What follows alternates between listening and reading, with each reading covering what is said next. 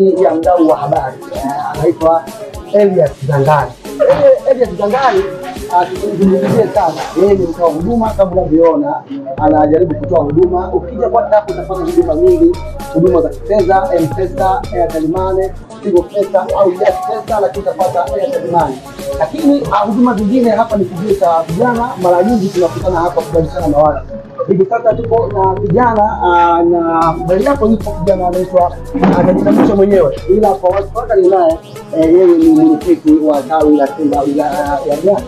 Na jana na juzi tulikuwa na matamasha mbalimbali makubwa ya kihistoria kabisa. Tulianza na tamasha kubwa la Simba Sports Club.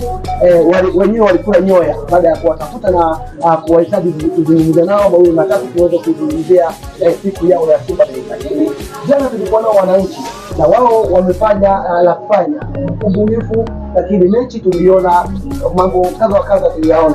Hata moja kwa moja basi twende na tukazungumze na mwenyekiti wetu, baada anajitambulisha atasema yeye ni nani, lakini tuendelee na maswali mawili matatu, atuambie mechi ya jana, na lakini pia tutaangazia siku ya tarehe 12 ambayo itakuwa ni mkutano wa nchi kuu NBC Tanzania APR. Basi tuanze na mwenyekiti wetu.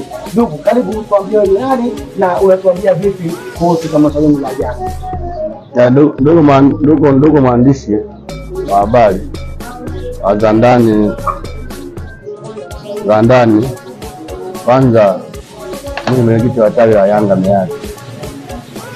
Lakini ukizungumzia mechi ya jana, hiyo ilikuwa ni tamasha tu, yani sherehe. Ndio maana nilikuwa naona yani mechi na mapumziko, watu wanacheza muziki, wanafanyaje. Hiyo ilikuwa tunatambulisha tu wachezaji, yani kila mtu lazima acheze. Kwa hiyo jana ilikuwa tunafurahi tu kuona kikosi fulani, tunatamani kumuona Sharulile, tumeona kazi yake. Dokwani tumemwona, unaona. Kwa hiyo wale wenzetu walikuja wakiwa wamezamilia, wanakuja kucheza mpira. Wale hawana mechi yote ile ngumu. Sisi malengo yetu tarehe 12 tunaenda kuweka makombe sasa. Kwa hiyo tuseme kwamba tuanze kucheza, kwamba tuonyeshe mbinu yetu.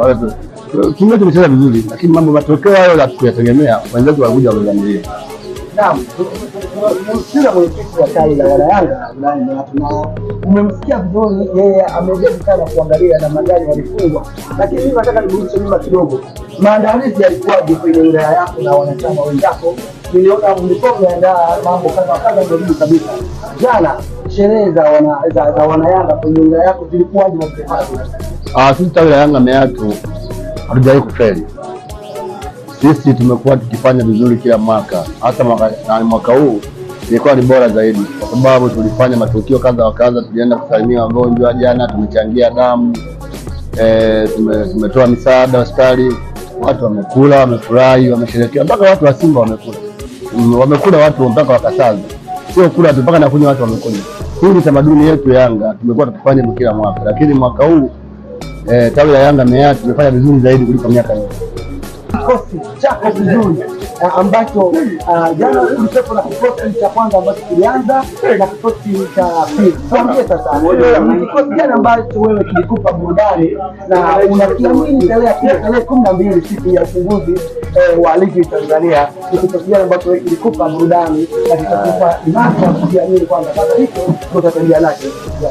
Yaani kikosi cha jana, kikosi cha kwanza kidogo kilikuwa kina nyama kidogo, lakini sio kwamba ndio kikosi cha kwanza. Yaani ile timu ya kwanza iliyoingia kipindi cha kwanza ilikuwa kidogo imejaa nyama, lakini sio kwamba kile ndio kikosi cha kwanza. Jana tuwezi kujua kikosi cha kocha ni kipi, kwa sababu kocha bado hajatambulisha kikosi. Na ukiangalia kwa namna nyingine, kocha kwa mechi ya jana hawezi kuonyesha chochote kile alichonacho, na wachezaji hawezi kuonyesha chochote kile, kwa sababu tuna tension ya mechi kubwa tarehe 12 na Yanga. Hiyo mechi ndio ameitegemea kuanza kuweka makombe, na usajili mkubwa aliofanya Yanga na jana tumeona vitu vidogo tu, yani 3% sana, kama 5%, zaidi ya 5%. Asante, mwenyekiti anajiamini sana. Peter Shalulile, vipi? Unaamini ataendelea kuwa star kama ambavyo media na vitu vya habari Afrika duniani vinagonga sana huyu mwamba? Vipi, unatuambia vipi Peter Shalulile? Atakuwa mwamba kweli au atakuwa kama wale wengine waliwahi kupita hapo Yanga, akiwepo Makubera alikuja na mbwembwe nyingi sana, lakini mwisho wa siku hatukuona matunda yake? Peter Shalulile, vipi, unamtabiri vipi? Ataendeleza ubora wake na atakuwa mwamba kwelikweli katika ligi ya Tanzania? Unajua unapomzungumzia Shalulile unazungumzia mchezaji mkubwa. Ukiongea wachezaji wakubwa Afrika lazima umtaje Shalulile. Shalulile sio mchezaji wa kujaribia, sio mchezaji wa kusema kwamba unategemea atafanya nini. Huyo ni mchezaji mkubwa, anajua. Ndio maana jana alipoingia ulimuona kwamba ni mchezaji tayari anaelewa anachokifanya. Yaani sio mtu wa kusema unategemea atakupa nini. Asante. Sasa ni kutokanisha na mashabiki. Sasa ni kutokanisha na wanachama wa Young Africans Tanzania.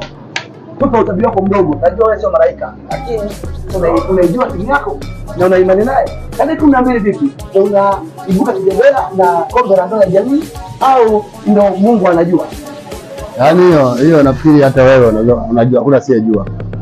Kwa usajili aliofanya Yanga, kwa kikosi nilichonacho, tarajii chochote kile kwa zaidi ya ushindi. Timu yangu imefanya usajili mkubwa mno. Na